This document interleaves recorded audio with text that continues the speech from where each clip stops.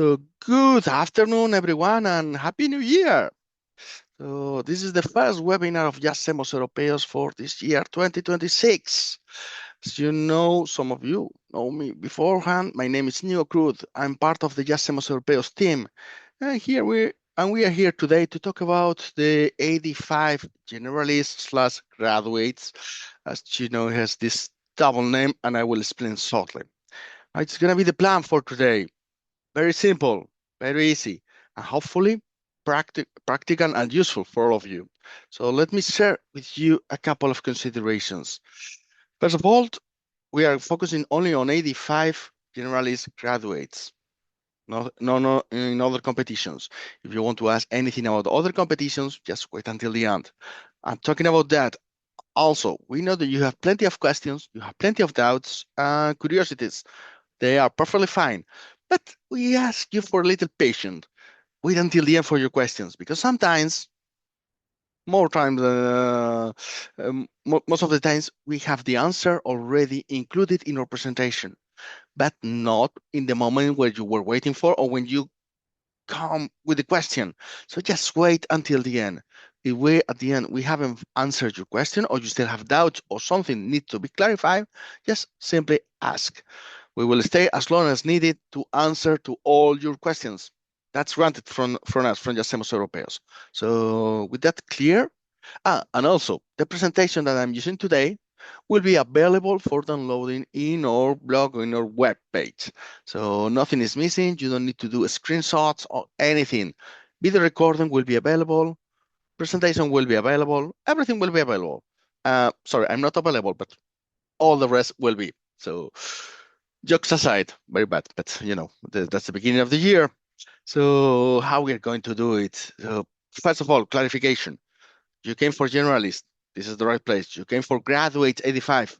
This is the right place. Simple thing. Usually this competition 85 graduates, as is the official name, has been called also generalist for many years. But it's true that EPSO now is sticking to one single name, graduates, with the meaning that you can participate in this competition only by having your university degree. You don't need anything else, not years of experience, nothing, only graduates from the graduate. But I have 20 years of experience. Fine, you can participate as well. Same chances for everyone. So let me be clear on this part, so nobody get confused on that. So, and about the menu for today, how we're going to address all your questions and all your doubts. First of all, we will check what's going on. Little recap on the situation. Elements that you need to know before you begin to be a candidate. You participate in an EPSO competition, particularly focus on this one. Also, we will talk about the tests, the different tests that you will face, including some advice on sources to study the multiple choice questionnaire and the scoring system, and also even for the digital. Okay, so okay. Also, we will analyze about how long is going to be the process, when we expect the exams to take place. And also, final advice, because we have plenty of questions about, do I have time? I'm still capable of passing this competition if I start today? Spoiler, the answer is yes. We will see how.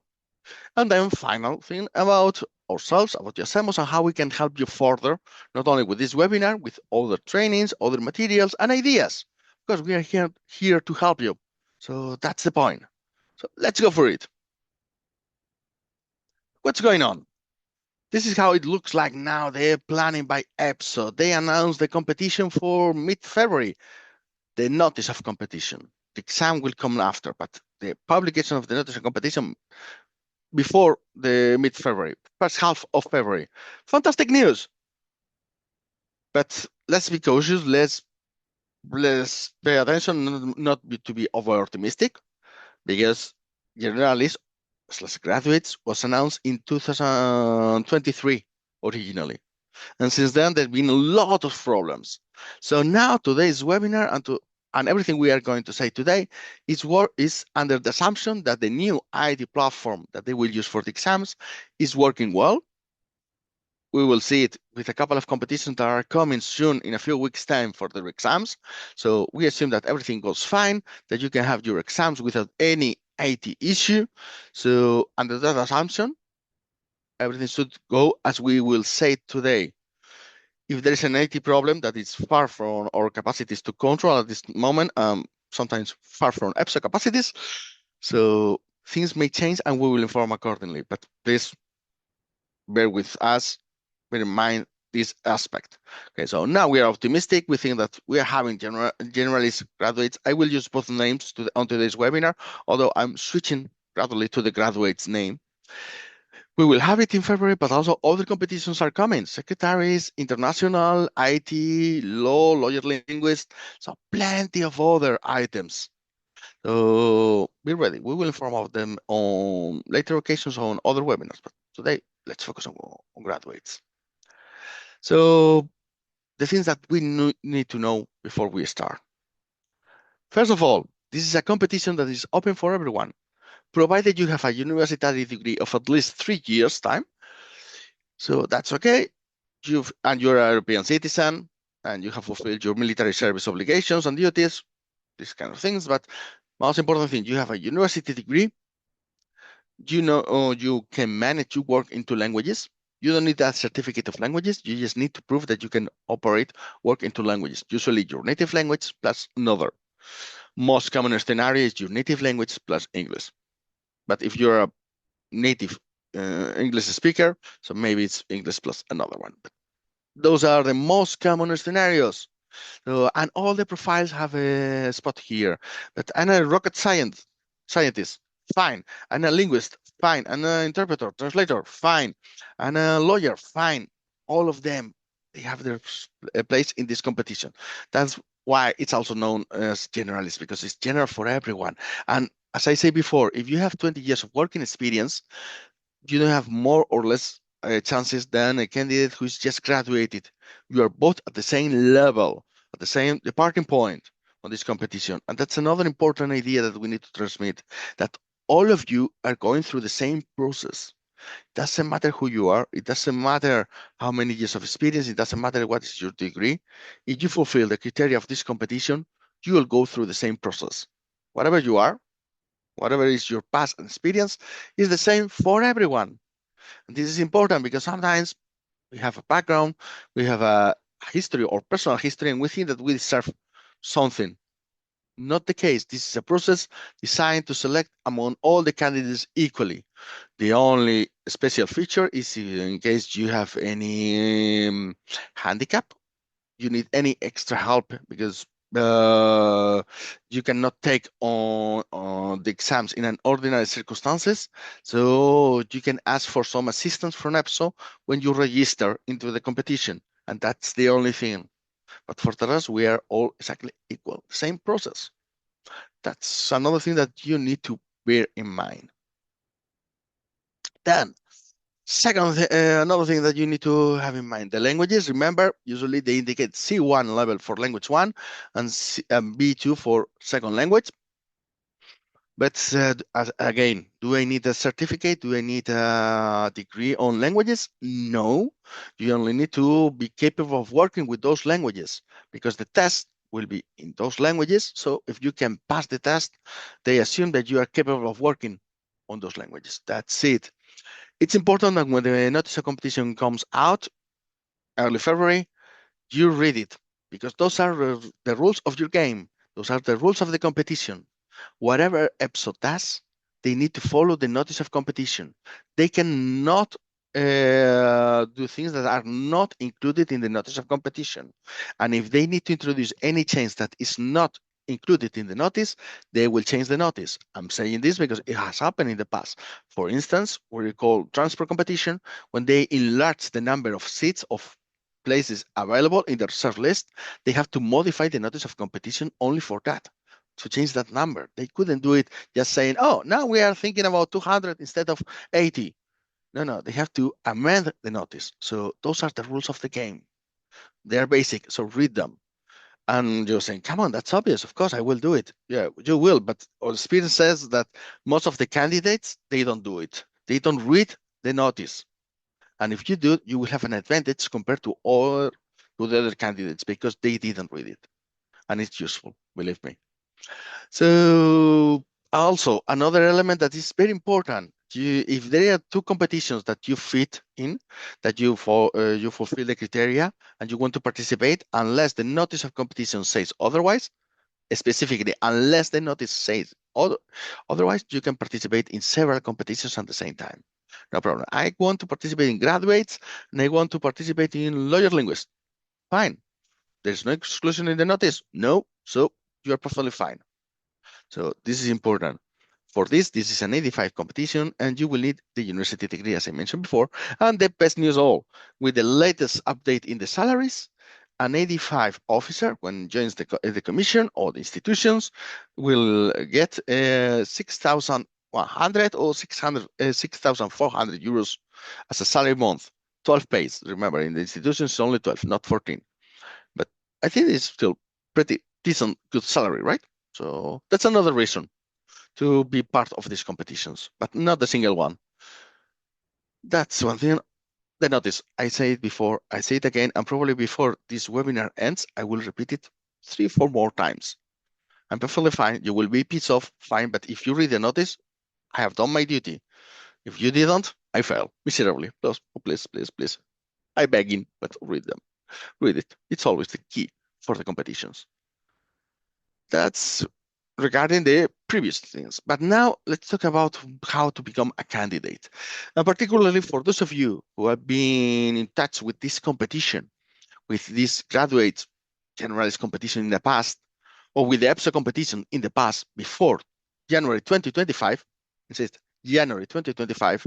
Before that, there was a candidate portal. Well, there was one thing. But in January 2025, a new portal, the one that you see on your screen, became active. And now all the competitions go through that portal. So you need to create a new profile.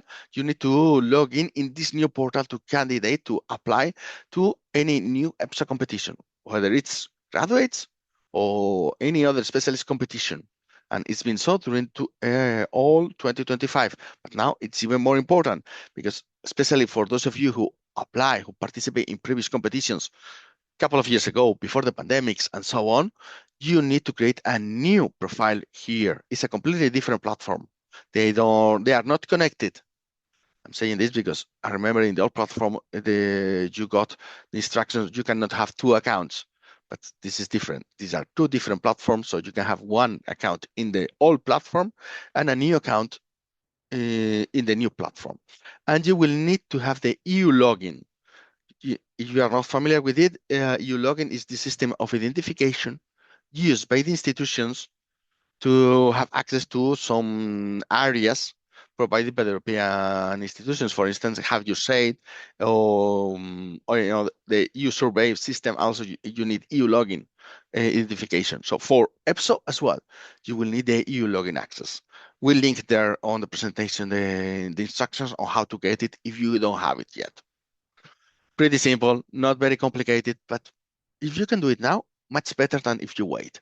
Because if you wait, you will get nervous, you will get anxious because you have many things to do at the same time. But now there is still no competition. I still have time. Few minutes. It will take you a few minutes reading the instructions. Yeah, I know. I don't like to read instructions. I just do learn by doing. Fine, but believe me, they have done a good job explaining how to register and how to get your login, and this is vital. The second thing is that you can already register in the portal because you can upload all your information. No need to wait for the competition. In the past, you have to wait. Before 2025, you had to wait to register and put all the information. Now it's not anymore the case. You register and you fill in all your information in your profile.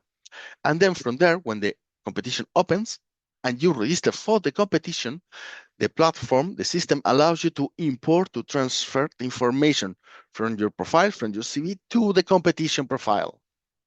So things are easier, I think, and smoother, but still you will need to apply, but in the sense that the information is already there, so you just need to click, and transfer the information. You don't need to edit again. You don't need to customize. especially for graduates. You only need to do your university degree. You don't need to explain your work experience if you don't want to. Usually this is defined and indicated in the notice of competition, that you can just put the minimal criteria to participate in the competition, and that's it. So this is important. Still, if you have doubts about how to do the process and so on, don't worry. We will have a dedicated webinar about this when they publish the notice. So you are covered. We are here to help, and it will be done. So also another thing that is important, remember, maybe you knew, fine, excellent. But for those of you who didn't, I will explain again. There is a dedicated web page within the EPSO portal explaining everything about the competition and with all the information. I just screenshot the competition, the latest web published by EPSO, that is the competition for data management. You can see all the information that they have there. They have the date for the deadline for the submission of the documentation, for the deadline for the registration period, and all other information regarding the competition will be there. Still, this information is very useful. You have to visit frequently because they pre-announce things there, but everything there is indicative. It's not officially valid. The only officially valid information is the one that you get through your application, through your candidates portal, and official communication through that, and in the notice. Those are the official ones that they have the value of law. But this is the web, it's useful, it's indicative, and it helps us, but don't give it 100% granted. Any information that is there until it's validated by the official communication by EPSO. But it's always useful to know what's going on. So as I said, visit it frequently. I don't know if it's your Tinder profile, but at least frequently. I hope these things are clear for all of you. I hope these are the elements that any candidate should be aware before start thinking about applying or participating in the EPSO competitions. They are simple things. Maybe you all were aware of it, maybe not, but this is basic. And we have seen that the experience tells us from the last years that always their candidates were not aware. That's why we are insisting on that part. Now, let's talk about the test, right? Let's talk about probably the main reason why many of you are here today or will be watching this video on our channel. So let's talk about the test. In the mention of the application was mostly about the frame of the exercises. And also you will see that we have brought here, again, another screenshot. Not a fancy color, no, we could design fancy PowerPoints, but we don't like it because it's one simple thing. We want to transmit you that the source of information that we use is the EPSO web page. We try to use as much as possible European institutions' information, and that's why we credit that by doing screenshots, because if it is right and the information is there, we prefer not to change it, and we stick to the source of information. So there are no errors, no margin of discrepancy. We just bring you the info. And also we want to transmit you the idea that also you should do the same. Check always the EPSO web page for any information. In English, please, because despite the web is available in different languages, it's not updated in all the languages at the same time. Sometimes they forget or any other reason, and it's not updated. We have been contacted by candidates who were asking us about specific competition, and I say, okay, what's going on? I am not aware about this competition about interpreters, but lawyer language, but I think there was one at the beginning of the year, not at the end of the year. What's going on? And checking that, we saw that they were consulting the EPSO webpage in a different language than English, so information was not updated. So always in English, always the updated information, always go to the source of information. Okay? And from the source of information from the web, we see that we have for your competition the reasoning skills, the written test. In your case, will be what we call the free test essay on EU matters, EUFTE. Also, we have the digital skills exam and the EU knowledge. The digital skills exam is a new test. It hasn't been seen or available for candidates so far.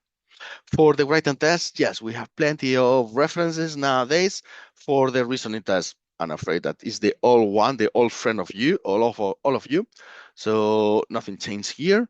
And for the EU knowledge, yeah, we know that it haven't been tested in EPSO competitions, but for instance, we have seen plenty of examples in the internal competitions of the European Commission, and we already trained hundreds of candidates there. So this is a test that we know well. Now, talking about your exam and the languages, because this is another question that we get. It's which language should I choose and for which test? Fine. So remember, usually until we don't have the notice, we cannot confirm 100%, but based on experience, on existing experience, this is the split. Language one, whatever you choose between the 24 languages is for reasoning test, verbal, numerical, and abstract. Language two, whatever you choose between the 24 official languages except language one, except it cannot be the same as language one, and it's for the written, for the knowledge, and for the digital, for the other three tests. So, and there is no best option, worst option. You choose. Depends on our best advice here is that you practice. In episode, you have some exercises for the reasoning test, for instance, or you can have access to the documents that use for the writing in other competitions. So you check the languages, the how you perform in a language one and language two, depends your options. And you decide, okay, I perform better in English for the reasoning, better native Spanish speaker. I think you are all aware because of my accent. So I will choose Spanish as a second language. So, and I take the writing in Spanish. Fine, that's perfectly fine. Now, look, I prefer the reasoning. I trust myself more reasoning in Spanish. And the second part, the writing in English, because I usually work in English. I'm used to work and type in English. Perfectly fine. Now, look, I study in France. I know French quite well. I prefer Spanish and French. Fine. Or French and English. Fine. Or Hungarian and Swedish. Perfectly fine, all of them. So that's not a problem. It's just a question of you just test yourself before choosing the languages. Remember, once you have submitted your application and the period to register in the competition is closed, the languages are fixed. You cannot change them. Before that, it's possible to play with it. So just remember, and there is not a best strategy, pre-chose or pre-done. No, it depends on your skills, competencies, and abilities on each languages. That one test suits you better in one language than other. As simple as that. Regarding the scoring of the exam, this is also important to bear in mind because for your competition, it's going to be a bit different than in other competitions based on the latest information shared by EPSO. Meaning the reasoning test contain 20 questions from verbal, 10 for numerical, and 10 for abstract, and they have said that the verbal probably will count for the passing mark for the final scoring of the reserve list. So meaning that you need as many points as possible on the verbal reasoning. Also, in order to pass, you need 10 out of 20. Same as the verbal and as numerical, you need 5 out of 10 and abstract 5 out of 10. They may combine numerical and abstract, it will be 10 out of 20 both combined. Only the notice will tell because these rules tend to change depends on the competition and the calculations done by EPSO. But so far they mentioned that they will count the points score in the verbal reasoning for the final result. So we count it. For the EU knowledge, in principle, they stick to the format of 30 questions and each question scores 1 point. One single point. If you fail, you get 0. No negative, just 0. If you are right, 1 point. Digital skills. It's been announced that it will be a questionnaire of 42 questions. If they score 1 point per question, that means that it will be the largest, in scoring terms, part of the whole set of exams. That's why we put the interrogation marks. We think that it's a bit strange that this digital skills test values 40% of the whole score. So it may get some weight or some reduction in the final number of points that you may get. 42 questions, but maybe it's 0.5 per question instead of 1 point. We don't know it yet. It will be set by the notice. And then the EUFTE, the free text essay or the writing test, as you prefer call it, is one exercise. It can score 10 points so far, and with a passing mark of 5 points. And also it will be added to the final score, meaning that we can add up to 102 points to be on the reserve list. And the highest marks on this final score will be inside the reserve list. Number of seats in the reserve list, I didn't mention before, but the rumor, because nobody has an official indication, it's 1,000 seats for the reserve list. So it's a good number. Despite the interest and that there will be plenty of candidates, till 1,000, that's a very good number because chances will be quite good for all of you. Then on the tests themselves, I will just explain you a couple of things very relevant. All other elements, you can read them later. On verbal, please, please, please don't confuse verbal reasoning with the test level of your knowledge of that language. They are completely different. We've seen in some cases, especially among the cases of our candidates who didn't pass and failed the reasoning test, they were native many times in the verbal reasoning. They were using the native language, but still they fail because they confuse the knowledge of the language with the capacity to reason using that language, how you manage the language, how you use the information contained in the exercise. That's the key part. So don't confuse these two elements and you will pass. But just be careful. I mean, don't get overconfident because overconfidence kills in the exercises. By the way, when I refer to the candidates who fail, this is a minority. Most of the candidates pass, and in our latest post in the blog, you can see some of our results in last year to have a better idea on that part. For numerical, remember, the calculator, it's just a tool. It's the final step. It's not the beginning, it's the end.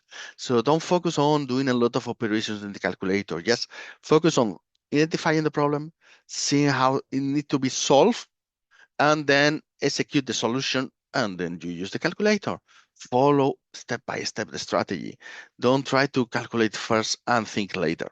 No, here the other factors, makes the difference in the results.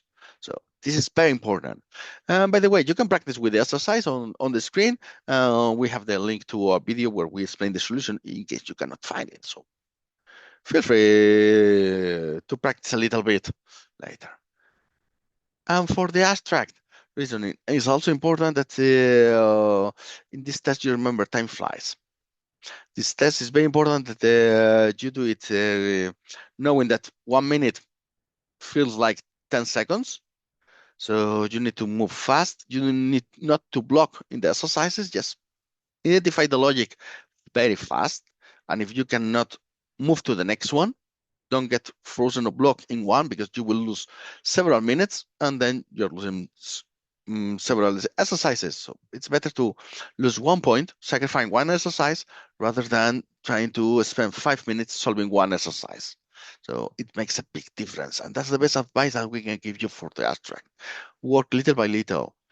After practicing with some abstract exercises, remember to review the exercise and identify all the logics, what we call the autopsy of the exercises. It will help you to gain more visibility and insight on the exercises and the logics to later identify on the spot during the exam for the abstract. As simple as that and as difficult as that because it requires some practice on this part, but still, it's feasible. Hope this is clear for the reasoning. I'm moving now to the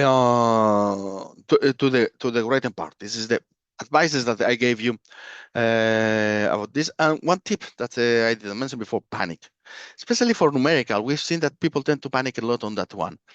If you panic in a numerical exercise, don't worry. I mean, just relax. Inspire. 10 seconds. You don't need more than 10 seconds to relax yourself. And if you still cannot get through the exercise, move to the next one. Move to the next one. Sacrifice one in order to do the others. Again, sometimes we need to be strategists. We need to know that if we don't need 10 out of 10, we can go through 5 out of 10. Fine, I'm sacrificing one in order to get 9. I'm still well above the level. So sometimes it's better not to try the 10, but to try 9, 8, so we can guarantee the scoring. But practice and see which strategy fits you better. Most of the people can do the 10 out of 10 in the 20 minutes, but you never know. So this is our best advice. And also on the first tip, getting familiar with the environment. As the new platform is still in the making, we cannot say much about it, but we will do eventually. On the right hand, as I mentioned before, yours will be the free text essay on EU matters, EUFTE. What's the difference with the written test? Number one on the list. Not much, honestly. The single difference is that the fact that EPSO sticks to the rule that when it's the EUFTE, the free text essay, the document provided as a source of information material for the exercise is not connected at all with the competition. In your case, for graduates or generalists, it could be anything, so somehow it will be connected and not connected at the same time. But for instance, I'm thinking about the communication competition that there was recently in HT 156 that it was and EUFTE as well. It was this exercise. And it was quite interesting because all the candidates were expecting some communication task. They were expecting a communication text. It was not connected to communication. The assignment was not connected to the communication profile of the competition. So it will be quite general. All the candidates will be treated equally, as we mentioned before. And you will be assessed on 5 aspects, not your knowledge in general, but 5 aspects that are mentioned in the EPSO webpage. So we just screenshot from there. We are not inventing anything, but they are connected and they are very relevant because you will need to write concisely. Remember, quantity is not quality. The focus on quality is not typing blah, blah, blah, blah, blah, randomly. No, it's doing something with sense. Makes possible to the reader to understand what you have proposed. That's the key part. So, and also you need to present things easily understandable. Present subject matter in an understandable way. Take into consideration a certain type of audience that it will be provided by the exercise itself. So that's why it's the third point. You adapt your message to the audience. They will give it to you some audience, some consideration of audience in the exercise. And also you will have to use the information provided in the document. And please, this is very important. If you know a lot about the topic by any chance, you don't need to prove it. You only need to stick to the document that you were given. All the information that's there is the one that you need. Nothing else, nothing more. So you don't need to dig in other documents or to start researching about the topic. No, just focus on the document. Remember, the document will be available 2 weeks before the exam. And also, you write in a structured manner. But that's logic, or that's the consequence of all the previous points. You want to communicate it clearly, to the point, fulfill the task assigned, and to address the audience, you need clarity, you need the structure. Otherwise, without the structure, all others fail. So they are connected. These are 5 points that are clearly connected and are designed to measure, to evaluate your competencies. They say communication skills, what is true, but also indirectly, your reasoning capacity, you work against pressure, resilience, capacity, your learning as well, because you need to learn on the document, you need to work on the scenarios.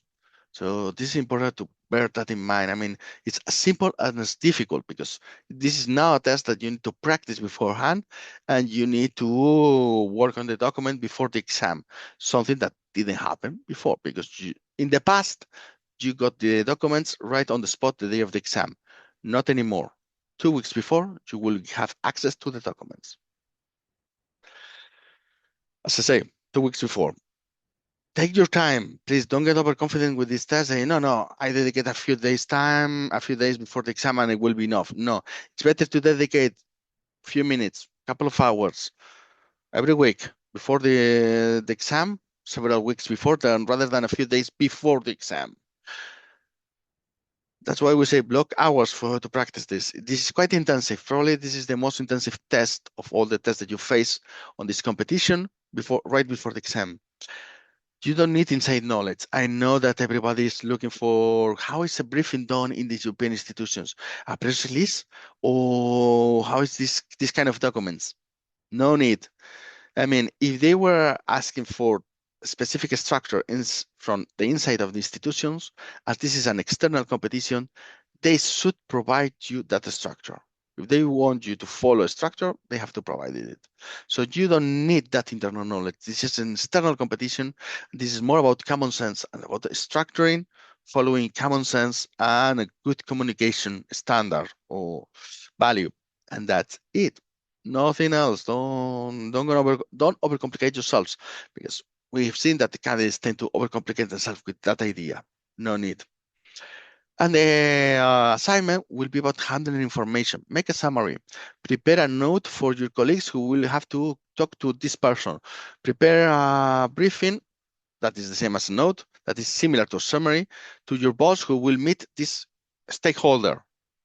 These kind of things that force you to handle the information within the document and prepare a document with the output. This is the key part of the writing. In 40 minutes, believe me, there is not much you can do if you haven't prepared beforehand. So you need to get into the exam with the homework done. Improvising is not a good thing in this exercise. You improvise with all the things that you have prepared beforehand. You don't prepare them right on the spot, because 40 minutes, they fly. I mean, candidates tell us that the feeling is that 40 minutes feels like 4 minutes. The moment you start typing, blah, blah, blah, and then, oops. And also, I know you will be wondering how long it's supposed to be this exercise. How many words?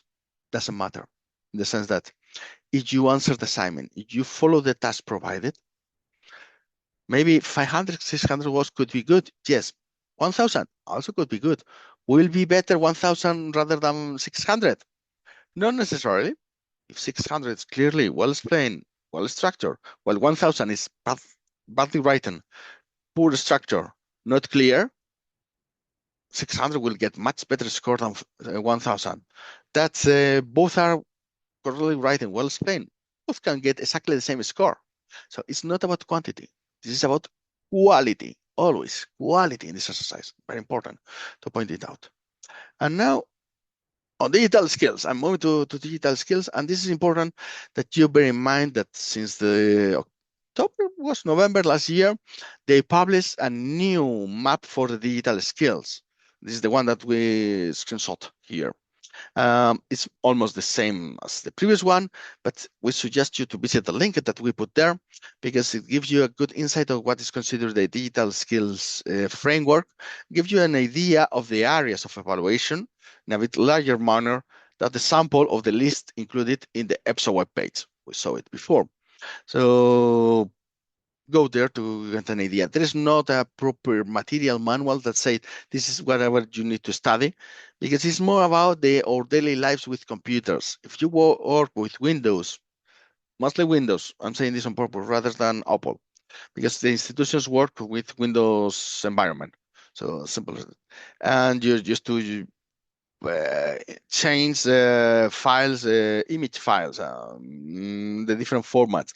You're just to navigate on the internet, and you have your antivirus updated, and so on. All this knowledge that you have in your head is what you need for this exercise. It's not as questions that will be very IT specific that nobody knows or something like that. No, it's about questions that of general specificities of the work with IT and with an IT environment. And we just need to think about them, because maybe when they ask us on the spot, we have doubts, we don't know. So you need to recapitulate on them. That's the most important thing. It's not about any secret science on IT. And if you read the document of the EU framework, you will see that as well. So these are a couple of examples provided by EPSO on what I'm saying. So not big deal. Simple, yes, but still we need to think about it. We need to dedicate some time to it. And now I'm moving to the MCQ, what is called the MCQ, multiple choice questionnaire on EU knowledge. It will be an exam that is about institutions, policy, history of the EU. So it's not only about policy, it's not about institutions, it's about all these elements, but it's quite broad. Also, what we have seen, the experience tells us that you will, of course, you will aim to have all the answers right. Absolutely. But the point is that if you have a very difficult exam in front of you, It's not about that. It's about not failing the easy ones. At the end, what the difference between candidates comes from the easy questions. Those candidates who make the easy ones right, they get the score higher. Those who fail those ones and the difficult ones, we assume that there is a more or less even distribution between all the candidates with the difficult ones, because sometimes you just reply randomly. So it means that candidates who get a difficult one right, maybe the next question difficult, they will be wrong for them, but vice versa. So that's why there's not such big difference with difficult questions. It's with the easy ones what we make the difference, the one that we cannot fail. So for instance, if they ask you how many member states are in the European Union, and you say 26 or 28, that's a very easy one that you have failed. And many other candidates won't fail that one and will have 1 point more. But if they ask you about what's the content of the article 213 of the Treaty of Function of the European Union, maybe some people will remember, but most of us will say, what? And we fail or we reply randomly. So there's not such a big difference. Not so many candidates will get the score a point. So that's the thing. It will be 30 questions. You will have 40 minutes, more than enough. Usually this test is been done in 20 minutes, 25 minutes average. So only the right answer counts. And if there's any other new rule for this exam, will be in the notice. So far, it's what we have here, and also what we mentioned before on the screen. Sorry, about the study, about the policies, about the regulation, whatever it is, it gets frozen the moment the notice of competition is published. They can imagine that a new regulation enter into force the day after the publication of the notice. It cannot be considered as valid. This regulation is not accepted as content for your exam. This is an EPSO rule. This has been done as in previous competitions that it took a long time to get into the exam. In the meantime, there was an update or change or modification in the regulation, and they have to issue a communication that that update or that grade it was not considering the exam. So hope this is clear. And now how to study this? Well, let me share with you, first of all, one thing that not many people know is available. EPSO published a list of materials. The screenshot on the left is EPSO material. It's for there. It's a list of 10 documents that they have provided. But there's a little mix, meaning there are some documents that we find very useful for all of you, meaning ABC of EU law. This is a basic, a classic, but also the EU in 2024. Please, this book was published in March 2025. This is a summary of the previous year of the European Commission and its policies. So as a summary, it's quite good, and it's from last year. I don't know if the 2025 version, the EU in 2025, will be published before the competition. If it's so, it can be used for the competition. If not, you can ignore. And also the EU pioneers, this is part of the history of the European Union. So basic. I personally used to go to the web, but it's the same thing in a document, in a PDF document. Then the 70 years of EU law is a kind of enlargement of the document of the ABC of EU law. And it is quite comprehensive and it's quite heavy. So if you go for it, just go little by little, small sips. Don't try to read it at once because your head will explode with data. And also, I like very much the understanding of the economy and the monetary union because it was a nice document summarizing what happened. So I really like it, that one. And that was the only one when EPSO published this list of documents that it got me a bit, I don't know, I wouldn't say by surprise, but I wasn't aware of that document in particular. I was aware of the others. So, and you will see what I'm referring to. That's why we try to classify by colors, because the green ones I just mentioned are what we find very useful for all of you. The yellow ones, I mean, they can be, but the information that they contain is scarce, is not so good, and it's included in the treaties or in the other documents. Only in some of those documents marked in yellow, they have some numbers that can be interesting regarding the statistics of the Court of Auditors or the Council or the European Court of Justice. That's it. But for the rest, personally, I will go for the Treaty of the European Union. to study it, because it cannot be moved, it cannot be contradicted by anyone. So if they put a question that contradicts the treaties, they will have to cancel that question. Yeah, on that part, a complementary point. You saw on the previous slide the screenshot with the documents, but you see on top there are some links, and that's what people are not paying attention. So let me share with you this small tip, and also I don't know if it's a secret because many people weren't aware of this. So they mentioned the summaries of EU legislation. Also, they mentioned the history of the European integration. So there are two links, but the problem and my personal criticism towards this link is that they link just summaries of EU legislation. Fine, you click there, and what you get? You get from clicking there the picture on the right. That is up to 32 frames, like the one that you see at the bottom, and agriculture, the visual and media budget. So 32 of these ones. Okay, good. Well, I got a bit of information for studying. Yeah, good. But if you click, for instance, in agriculture on the first one, you see what you have at the bottom on the left. And it's another list of links with a lot of information about that policy, a lot of details. It's such a level of detail that it's not possible for anyone fast to engulf that material, to study all that. In fact, if you go to the part of the frame of transport policy, that contains everything that we study with the candidates for the transport competition, and it was more than enough for that competition. So that was a specialist competition.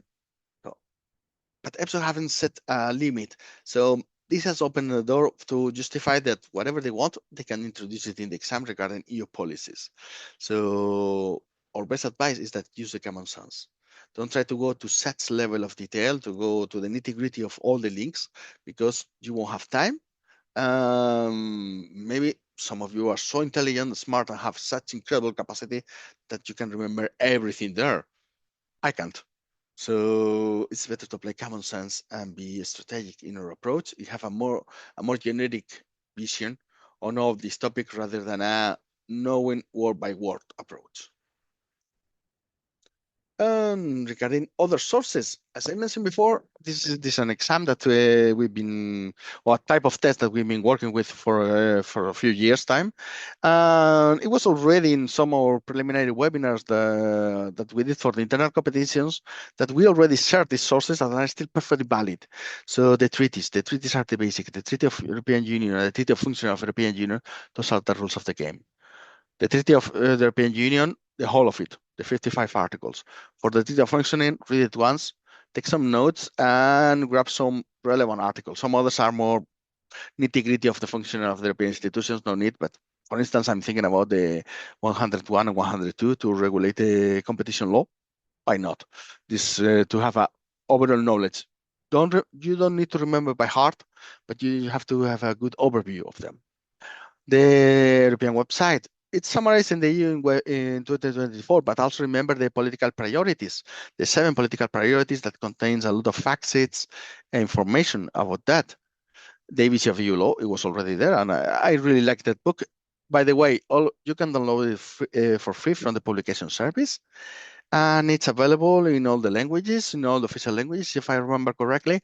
And the latest version, I think, is 2022 or 2023. It's post-Brexit. So check that you get that one, because there are some other versions from previous years before Brexit. So they're still right, but outdated. The von der Leyen First Commission, they did at the end of the mandate a summary of their policies over the last 5 years. I know they are from 2024, but still quite comprehensive, and the policies haven't changed so much. Although now we are working more in defense and some other areas, but still they are a continuation of the previous policies. So those summaries are really, really useful. And as well as the statement of the SOTEU, statement of the Union, it also contains a lot of facts and information and update of what's going on. Latest SOTEU was in September last year. So meaning that it's pretty updated information there that you can study. As you can see, all these sources are free. You don't need to spend a lot of money buying books about your policies or materials to study these exams for the simple reason that there is a continuous evolution of the information, and the EPSO, the EPSO, no, the European Union web pages are quite updated on all this information, and they have as a policy, as a rule, to provide as much information as possible to all the citizens, free access. So use it for your advantage. And then how long is gonna be the process? Let me talk about that. Don't worry, we are approaching the end. So this is more or less what we think is gonna happen. Provided that the IT platform works well, the TAO platform works perfectly well. This is newest model. So publication of the notice mid-February. They say first half of February. So let's consider February till mid-March. Usually it's 1 month to register in the competition. Usually, as generalist graduates, it's a competition that is expected to be large. We don't know the number of candidates, but some people say up to 40,000 or even more, 45,000 candidates. They may decide to make it a bit longer. Could be. I cannot say. Then the exams. Usually the exams take place 1 month later than the closing of the registration period. Again, with the new platform, I don't know if it will be shorter. If it follows what happened in previous competition, it used to be 1 month. I know in some competitions it was longer for some circumstances, but I'm using the average experience. So let that make us think that your exam will be April. Second half of April will be the main most likely scenario. But this is a chance scenario, meaning that what happens if at the end is May? Could be. What happens is at the end of March? So it means that the new platform works great and everything is done very fast. But it could be as well. Based on experience so far, on the data available, we think April, especially the second part of April. But please, with a pinch of salt, don't take it for granted. It's just our assumption. Then the exams and corrections will take between 6 and 7 months. I know I'm society that it will be done in 4 months, but it's not happening. It's usually taking far longer for the competitions for the corrections. So we expect that the results of this competition will be at the end of the year. So meaning November, December of 2026, if the exam takes place in April or early May. That will be it. And then you will be in a reserve list, and then there will be a mini selection process from the reserve list to find your place, to find your seat within the institutions. But on that part, we will talk another day. Not big deal at this moment. For today, you need to focus on the on putting your name on the reserve list. That's the main thing. Go step by step. Then about preparing the exams and so on. This was a kind of matrix that we designed in order to explain the number of hours and how early you should start preparing or working on this competition. So the idea is 5 to 2 months before the publication. I know there is more or less 1 month left. Fine. I mean, it's fine if you can start. You can start now. So it only means that maybe you need to increase the number of hours that we set there. So, by the way, they are hours per week, not per day. I know many candidates say, no, I really need to work hard. I'm willing to work 8 hours per day. No, that you will burn out if you work 8 hours per day for several weeks. No, this is not a competition. This is not an exam that allows you to study only. I mean, it's better if you refresh yourself and you do some other things. So that's why we propose always hours per week, not hours per day. There's hours per week, I insist. So we have there, we launched we EPSO launched the notice of competition. That moment we increase the speed, we increase the intensity of our study. We know we have more or less 2 months before the exam.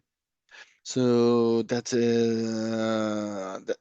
the thing. And also, as we say there, the key of all this is learning from your mistakes. So the point is not focusing on having a 10 out of 10 or 20 out of 20 or 30 out of 30 of each test. It's about making mistakes, checking the mistakes and see what went wrong, this and this, or this part of knowledge I have no clue, or this type of exercise I'm not good at. So I practice, I focus my training, I focus my actions in improving the elements that I have detected that they went wrong. So do that and you will be a successful candidate. Try just to focus on getting good results, and at the end you will be cheating yourself because you will choose some type of the exercises that you do better in order to feel great after saying, oh, I did 10 out of 10. No, if you just do that by taking easy exercises, not good. So as always, we need to learn from our mistakes. Those are the best trainers that we have. Even myself, when I was a candidate on EPSO competitions, what I learned was from my mistakes. The ones I did right, well, fine, good, but mistakes, there were some painful but very useful lessons learned there. Um, yeah, I'm totally lost. I don't know where to start. I haven't done anything yet. Fine, fine. Let us propose you a strategy. This is one strategy. This is not the strategy. This is one strategy that you can adapt, you can follow, or you can ignore. You choose. But this is a proposal to allow you to think about a strategy that suits you better. Because maybe you need some adaptations and it fits you right. Or maybe you just take it word by word and it do miracles with you. Or maybe you just try it, doesn't work, you follow another strategy and it works better. Excellent as well. This is a proposal to help you, to assist you, to orientate you. Simple as that.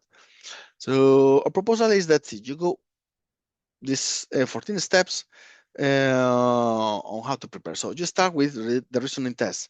Be sure that you're familiar with the logics and with all the specificities of this test. In parallel, if you can study about study the Treaty of the European Union, the Treaty of Function of the European Union. Sorry, that's the French and the Spanish acronym, not the English. And or history of the institutions, depends. If you're already familiar with the treaties, up to you. Then you can follow studying the priority number one of the political priorities. I just use the political priorities of the European Union, the 7 now political priorities, to specify the knowledge. Okay, if you just Google it, political priorities of the European Union, you will see the 7. So you will identify them. Then at the same time, practice MCQ and write practice a little bit on that part. When we say practice, you need to work on the document. You can work on the document. You don't need to write yet. 1 week or two, work on a document, and then take the exercise. Try to do an exercise on that. So this first 5 weeks, we will focus on the priorities, on providing content to our head, to our brain, for the multiple choice questionnaire. And at the end, with the priorities 6 and 7 that are quite light, so they start digging with the digital skills, practicing with tests or preparing a list of items that I'm supposed to know, some ideas, you choose the methodology. Then on the next 5 steps, so we can focus on agencies and institutions, history of the European Union, then Eurostat, anniversaries are always good to check because they like to check the Eurostat and the European Barometer to get some ideas, some inspiration. So you never know. And also there are some figures, some numbers that they really like to ask about. Anniversaries, they always bring to the attention to the members of the board when they say the questions, if there's been an anniversary. So check, it's always good. And keep practicing. That's why the 9th week, we propose you to keep practicing with the multiple choice, with the writing, with the reasoning. And on the 10th week, try to do a mock test, meaning do the exam, do like in the real exam. Reasoning, multiple choice, digital, and writing. All together during one morning with some breaks between them. So also you are familiar with the fatigue, with the how long the process can be of the exam. You assess your mock exam in the sense that, oh, I failed in the digital, it didn't go well, but on the EU knowledge, it went well. So focus on the digital, correct it, improve it. Or no, in the EU knowledge, the questions about this topic, I failed them, all others went well. So I studied that topic. Use the mock to correct yourself. So you work on them, keep practicing. Now is the time when you have done you have already done all the compilation of information, and you keep practicing, coming back, iterating, working on that part. Try to practice before the exam 1 week, 2 weeks, not the day before, but at least a few days, if possible, 2 weeks before, another mock exam to check how it went. Ideally, after the closure of the registration period, the registration for the competition, you can practice once per week on the mock exam. So the day of the real exam, you get there and your body is used to it. It's acting by itself because your body knows what to do on that part, and you only have to put your brain to work on the exercises. The rest is done and covered. It's far more relaxing to do that than getting into the exam without not knowing what to expect at the level of fatigue, attention, and all other aspects. But also, and this is connected to the last point, don't forget to rest as well. It's important that you give yourself your time for the competitions, but also to be fresh from a mind perspective. Because if you get into the EPSO competition without sleeping, completely destroyed by fatigue and so on, you will perform very badly. Even you can try now, take an exam one test of this EPSO test, whether it's the multiple choice, the digital, or the reasoning. But particularly the reasoning, it's pretty obvious. You try the exercise of reasoning one day that you are fresh, brilliant, your mind is great. Try it again, the same exercise a few days later, after a full day of work, being very tired with fatigue, the same exercise, the same test. You will see the results. You will see the difference, how it changed only by your mind state, by your fatigue, only by that. So that's why it's so important that we get into the exam in a perfect shape. And of course, Red Bull and any other disenergetic drinks are completely, I wouldn't say forbidden because they cannot, but honestly, don't do that. I mean, it will be, you're shooting yourselves by drinking these kind of things before an exam of this competition. And then last but not least, how we can help you. Well, as usual, through these webinars, as we have seen today. Hopefully you found it useful. But also remember that we have open some trainings for all the tests of the EPSO competitions, and we are going to open new 2 study groups soon. So if you're interested, don't forget to follow us because follow us. We will announce it on social media and our channels, but as well, you can contact us by email for it. And of course, this new training will be consist on 6 live sessions to address your doubts, help you, and orientate before for the exam, before and the exam, and also with a lot of video materials regarding the theory of the multiple choice, the EU knowledge on policies that we explain all of them with our own materials, with our own summaries. Well, we have our own exercise for reasoning tests. Warning, our reasoning tests are usually high difficulty, high level.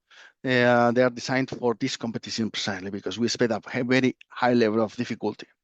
So for the writing test, we have plenty of practice. This is a test that we master, and we push you to practice it, so you can master it when you have taken your exam. On digital skills as well, we have done a quite comprehensive exercise of ideas and topics. Remember, all our questions contains explanation at the end. They contain the source materials, as well as this is applicable as well for the multiple choice questionnaire. We have it only in English so far, but still all the sources, all the explanations are there, so you can create a big galaxy of knowledge using it if you think so. We will begin on the 14th of January, by the way. So contact us, follow us for the opening of the registration of this training soon. Of course, don't forget Telegram, WhatsApp. You can follow us. We post all our information there. Not very often in the sense that we don't want to spam you. We just want to share with you useful information. That's our commitment. Also on Instagram, Facebook, LinkedIn, and of course YouTube, as we will upload this video there. and you can always click like to the video. You know, the algorithm appreciates these kind of things, and just it's free for you. So much appreciated if you do so. But now, following our words from our president, only work matters. Underline this, more or less. So it's time to address your questions. So I'm gonna address them. I will check the chat now. I see there's some activity, but also if you want to open your mic, you can do it. We will cut this part of the from the main video, so it won't be uploaded, the part of the questions and answers. So this is it for the moment. Thank you, everyone. Thanks for coming. Remember, we will share the video, the link to the video soon through the same channels that you used to discover this this webinar. We count on you to say, as I said, you click it like to the webinar and so on. And we stay in touch, and we will do more webinars soon, and particularly, especially when the notice of competition for AD5 graduates, also known generalists, it's published. Okay, so thank you, everyone. Bye-bye.